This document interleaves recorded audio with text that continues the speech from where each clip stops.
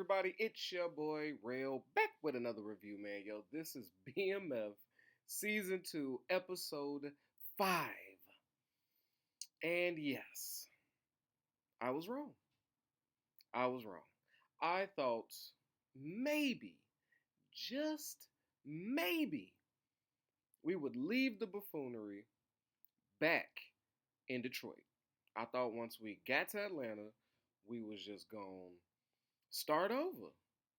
You know what I'm saying? Link up with a few people, do some drug transactions, maybe do a favor or two, but establish ourselves in Atlanta.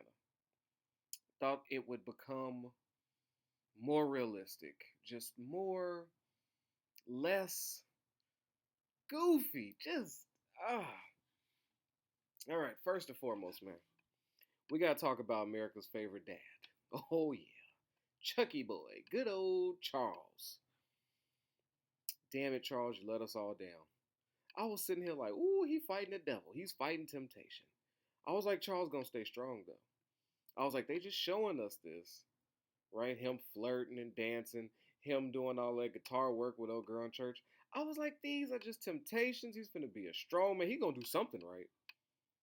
He just got to do something right. That's what I thought. Nope. I should know. Shame on me. Shame on me. He gave in to temptation. So it turns out that he's not active with his musical partner in choir. Nope, nope, nope.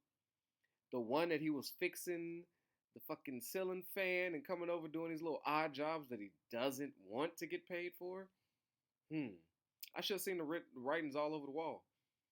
She was like, "Oh, Charles, come on, move them hips." Right? He get up there doing his little jig, enjoying himself. He was like, "You know what? This is getting crazy. I got to get up out of here. I'm starting to feel something." Right? He just keep coming back. He keep coming back fixing shit. Now she's like, "Hey, I got a party. This woman is a viper.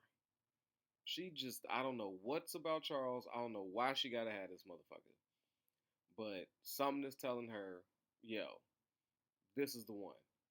Right? So she tries him at the party, a little ass squeeze, a little back rub, let him know, hey, hang around. And Charles did just that. Hung around to the end of the night, like the lingerers. That's why I hate throwing parties. It's always, or little kickbacks. It's that last group of people, like they win an award for being the last people out the house, out your crib. There's no award to be won, bruh. The music has stopped. People are putting their coats on. They heading out the door. You should join them. You should join them. But no, they still want to walk around talking, laughing, sitting on the couch, just soaking it all in, just enjoying themselves like an extra hour. And I'm supposed to host this? And oh, God. Everything is triggering. But yeah, it turns out that Charles is waiting to make sure everybody is out so he could put himself in a nasty situation. Right? So she did her womanly wilds on Charles, which ain't really difficult. And he got straight to work, up against the wall. I said, "Oh, Charles, no, stay strong." They even panned in on the wedding ring while he gripping the hands. I said, "Oh, it's nasty work." But he was back there. Not long. Oh, no. Not Five Pump Freddy. Oh, no. Charles was in and out like a goddamn thief. I said, "Charles, you be ashamed of yourself." That was the quickest stick it I've ever. I was just like, no. That man damn near convulsed too. And what? Okay, so I was gonna give him a pass, right? I'm like, he's in a situation never been in before. First time cheating. This is all new to him. It's something exotic. He ain't did this since he was a young man, and he hasn't had none in a long time. I said, "Okay, Charles, I understand all the things surrounding you, a little too hyped up. He ain't did this in a while. It's something new. And she was nasty. She probably came with a wet. So Charles did. He ended quickly. It happens to the best of us. Not me. Oh no, no, no. The other best of us. Right? There's like tiers. There's like best, Best of Us, and then there's like Next Level. I'm like, you know what I'm saying? I can't relate, Charles. I can't relate. Sorry. But yeah, so real, you talking shit, boy. You be yeah, okay, whatever. Anyway, so yeah, I tried to give him that. What I didn't like about that whole situation, outside of the adultering, of course, can't support that. But I didn't like how she was licking her lips like it was the greatest time of her life. She was like, "Ooh, oh, that was I'm filled up." Like she looked so satisfied with what that performance that he gave, and he wasn't even around for her to fake it. Like he jetted out that door. He put his little trousers up, and he was out. I said, "Wait a minute." So this, she really enjoyed herself. I said, "Oh, this, they don't make them like that no more." I was like, "That lady is easily pleased, easily." I was thinking like maybe she think it's like a round two coming, like oh she's like that's like her devilish, like oh I got him now. This is the one. I got him in my web. That's my man now. Charles is mine. I don't know. I don't know. It was unbelievable. But okay, let's just say Charles had an embarrassing moment. Whatever. I don't think Viagra was a thing at that time. So let's give him a pass. Okay, cool. He was underprepared for the situation. Now, when he gets home to his wife, who's like, man, I pressed this girl at church, damn near bullied her, made her like do a confessional outside, like I've been a wild bitch when I was younger. I did a lot of things, but I'm older now, and I ain't fucking your husband. Never did. I'm not gonna do nothing. Okay, I'm going to church. I just want to sing. Damn it, I just wanted to sing and rock out for the Lord. And look at how you made me emotional. So I felt bad for her. I was like, man, you ain't gotta answer. I mean, just say, look, I ain't fucking your man, and go back in the up in the thing. Let her deal with her own shit. Well, her feelings look hurt, so I was a little hurt. Charles' wife was a little hurt. Like, damn, I did this for no reason. I have a good man, so she come back and she kissing all on him. He looked like he just did something wrong. That man face is just telling an entire story. Like if I'd have came in with a face like that, or like my mom would have been like, "What the fuck did you do?" I don't know what happened. Well, what you do? You did something. Charles had that old shit. I'm caught. Or I had to wash my hand. But yeah, he went and took that shower, and his woman already just like, "Ooh, he's so loyal." This woman said she ain't got nothing to do with Charles. You know what? I'm about to treat my man. I've been doing too wrong. So here he go. Round two. I said, damn it, Charles, you about to get it up? First, I was nervous. I was like, damn, he just had some. I don't know if his system rebooted. And if it didn't, how you gonna play this off? But no, Charles was ready. He drank some orange juice, did some chores. Enough time has passed, right? He's ready. As he gets it on, I'm like, he's got to do better than that last performance. This is his wife. This old work. He should know all the parts of that. Apparently not. That man is just who he is. Five Pump Freddy, Pistol Pete himself, Quick Draw McGraw, bang bang. I'm done. But it's still, I don't know, it gets the job done. She looked happy. He's out here satisfying a bunch of women with the 2 minute, I don't know, with the 2 minute drill. He did better than Burrow with 2 minutes on the clock. Oh, sorry if you're from Cincinnati. It's probably still stinging a little bit. But yeah, I don't know. I don't know what these women, I don't know how they satisfy. Maybe it's the 70s. It's just easy. I don't know. So that was bullshit. But yes. So Charles went down. We lost we lost a soldier. We thought he had some redeeming qualities. Turns out Charles got none. Okay. If I might get back to more of the ridiculousness. So Meech's second baby mama, aka Cash Doll, aka Lamar's baby mama, or no, is that Lamar's kid? She calls him daddy. I forgot that story. I don't think they know for sure, right? Is that legit Lamar's daughter? Well, okay, whatever. For the sake of argument, we're just gonna say Lamar's baby mama also. I didn't know what she did for a living. Thought she was a nurse. Thought I seen her in some scrubs. Clearly, I was sorely mistaken. She's a fake ass attorney. And I'm like, she comes in. for what's that? What's the white worker's name? The white lady. They got busted with all that heroin. Oh no, it wasn't heroin. Whatever, she got busted with the coke. So she comes in and plays the whole "let me recite what I heard real lawyers say," just to present the offer that Meech and Terry got for. Hey, if you shut the fuck up, you gotta do some jail time, but not a lot, and then we'll take care of your son's bail. I mean, not bail, college fund. We'll take care of this. I'm like, okay, I'll let that pass because she's really not gonna handle this case, is she? That's where I'm gonna draw a line. I'm hoping that she just tricked her way in there just to have that conversation, and that's where it dies. She's just introduced herself as a medium. Okay, if she turns out to be a lawyer that never passed the bar exam and is somehow about to represent, I don't know. I don't know. And how she know how many years this woman gonna get? She don't know shit. So maybe she's just lying to her to put her at ease for a temporary fix. Okay, sure.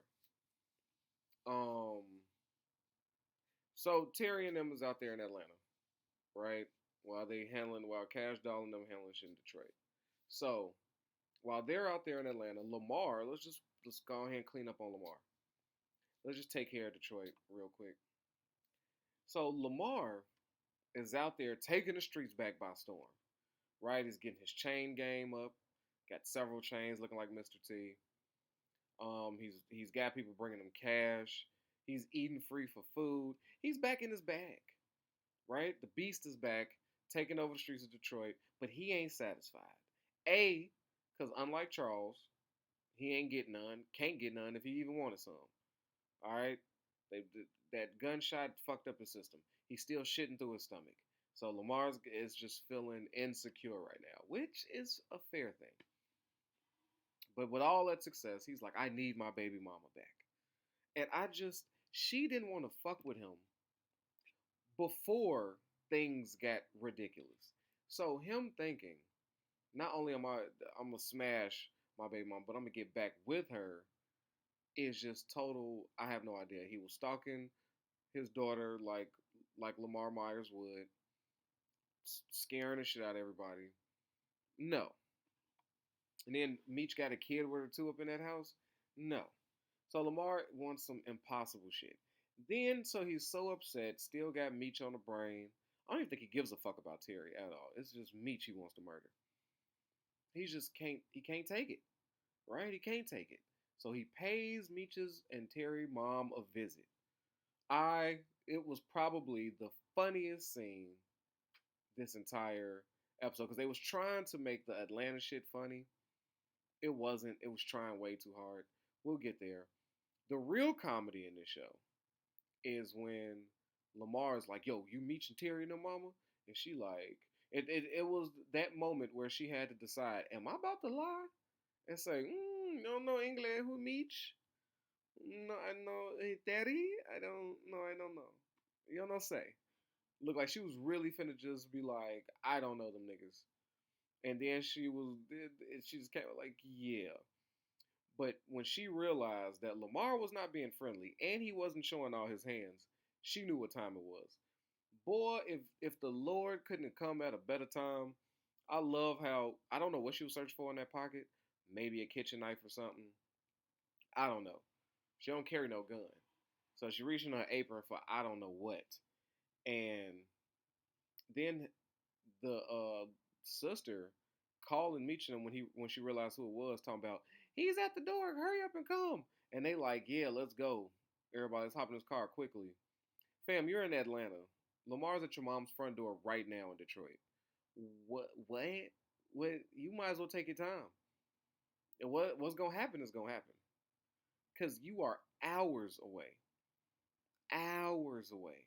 He would have killed the whole house, discarded the bodies, left you a note written in blood on the wall, said, "Come find me," and still had time to spare, and still would have been eating glizzies, chili and cheese glizzies at the restaurant before y'all even touched back down to Atlanta. So whatever. So that part was, I was like, okay. But when she called upon the Lord and was like, you know what? I got no weapon. I got Jesus. Let's see how this goes. Pray with me. Pray with me. Oh, Lord, please. make sure this man is healed. My sons who really fuck up everything, and I got nothing to do with, and they just be on their own. I tried to raise them good, Lord, but I got nothing to do with what they doing in the street. So please, just if they hurt this man, fucking let it be your will and revenge. And he's sitting there like, you know what? I don't want to kill his mama. I really just want to kill Meech. So salute to Lamar for not going full psycho. However, as I was watching that, I couldn't help but think if that was Chicago, man, it wouldn't have been no time for prayer. The second she opened that door, her face would have been missing. It's a sad reality. Chicago is no. Nobody should have opened that door. We don't open doors. We hear knocks. If we ain't get no phone call say yo I'm coming through and there's a knock at the door, you should see the reaction. It's like what the fuck is happening? What's happening? And it ain't a Saturday. The Jehovah's ain't out. Oh no! All hands on deck. What's this knocking? You either loading up or you hiding something. There's only one or two people we think knocking. It's like, hey, you can't do surprise visits on Chicago, motherfuckers. It's not a thing. So yeah, I was like, all right, Lamar walked that one off. He took a minute. Looked like he fake wanted to cry. But yeah, so now let's get to Meech and Terry out there in Atlanta. Such a disappointment. You mean to tell me they went to Atlanta with $15,000?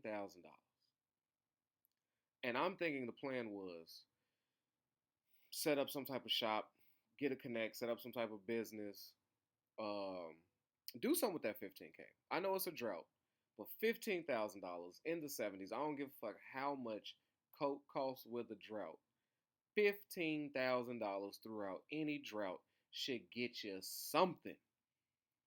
Should get you some type of decent amount of cocaine that you can sell. Maybe down there, get your money up, get your Atlanta crew going, something. I had no idea that their intentions were, oh, we ain't got enough money? Cool. Take us to a dice game. I'm gonna go win this shit. I said, wait, what? You finna take your 15,000 and gamble your way to bricks of cocaine? I was like, all I could think of was like that Dave Chappelle episode when when we got our reparations, which was hilarious. And he was like, the richest man in the world is now Tron. And he was like, Tron, how'd you become rich? 18 hours of clickety clack. I was like, I don't know how they thought that was gonna go.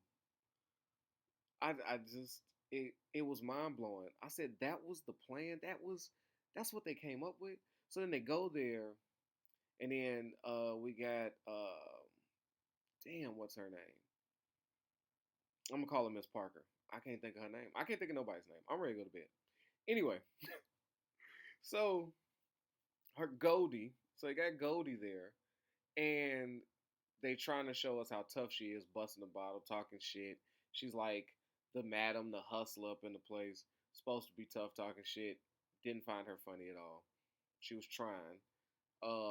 Then we see Meech trying to butter her up, wasn't working, and they got them with some loaded dice. One roll. Now I don't know how y'all shoot dice, and I don't know if I missed something. But Terry put $7,500 on the table. Rolled the dice one time. That's all I seen. Don't got no backstory. 7,500. Hand him the dice. Nigga screamed Southwest. Rolled a 7. Somehow he lost his money. I don't know. I don't know. In my world, in the casino world, all gamblers, all crapshoots, all dice shooters know 7 on the first roll, unless you're betting against yourself. Like I'm not gonna hit anything, which I don't see. That's the only way. Usually 7 on the first roll means winner. So that's a little nitpicky thing I'm doing because I was just so confused. I said, how did he lose? 5 and a deuce. How did he lose? What's that thing where? Damn, it's like a film term for when like somebody jumps in the water, but then the very like seconds later they're bone dry. They don't have wet clothes on. It's something. It's some type of like continuity. So it's a phrase in the film industry. I don't know. I didn't go to school. Maybe you did. Suspension of disbelief? Nope, that's not that. That's not that. Something else. God damn it, I can't think of it. But anyway, yeah. So okay, so he loses half his money, and then I'm like, okay, well at least they got 7,500 left. Nope. Me said you told me to bet on you, so I made a side bet. So now these niggas are flat broke in one row in a dice game. Now they are worse than when they started. So now they running it down, linking up with a guy that said, "Yo, I know somebody who could stretch bricks, turn this into that." I'm like, okay. I'm thinking this is crack, honestly. They was like, no, he could split a key into two.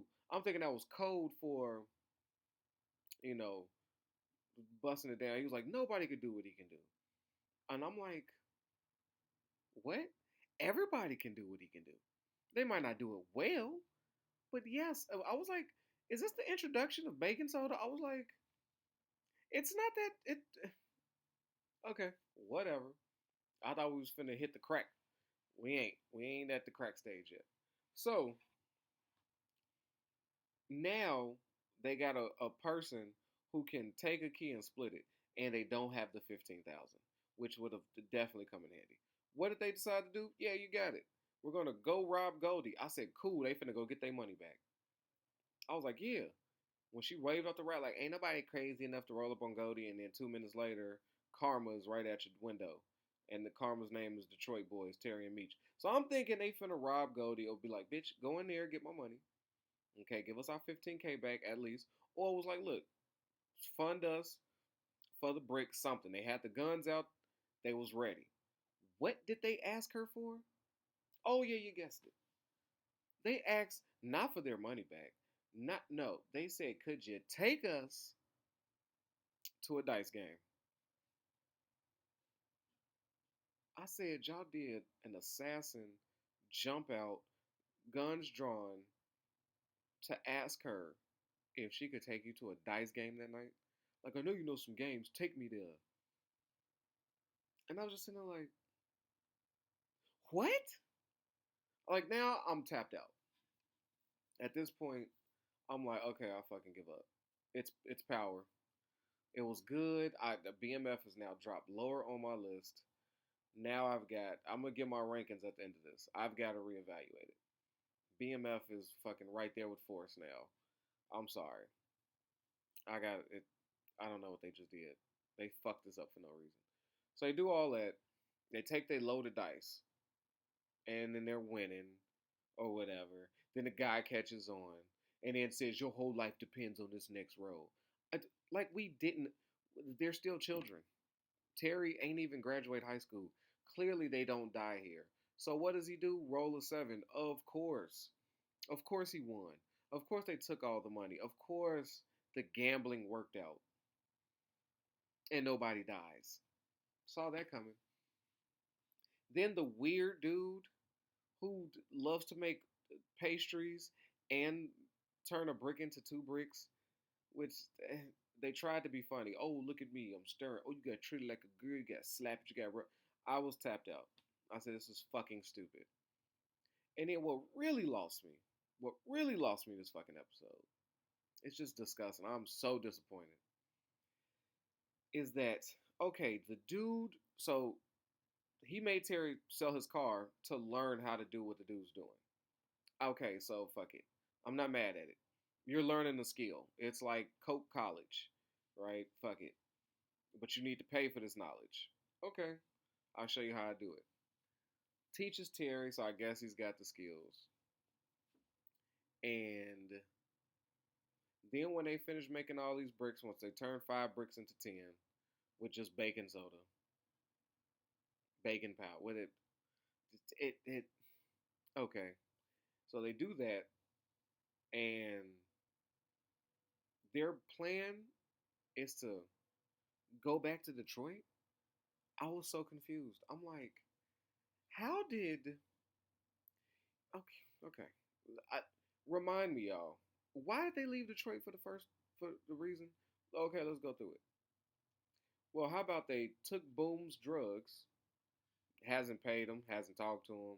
He's probably on their ass. That could be thing one. There's thing two. Lamar is on their ass trying to murder him. Yeah. But let's say you said, fuck them criminals, we Meech and Terry, we BMF, we'll fuck these people up. Let's say you got that bravado. There's still thing three, which is a very 3, 4, 5, 6, 7, 8, 9, 10. Those are still those other things where the police are on your ass to actively arrest you. They have somebody in their custody that you're not too tight with that can snitch at any moment. You don't have no money to bring up the plan that you had with her about her son. So y'all coming back with weak drugs to Detroit like that's gonna solve all the problems.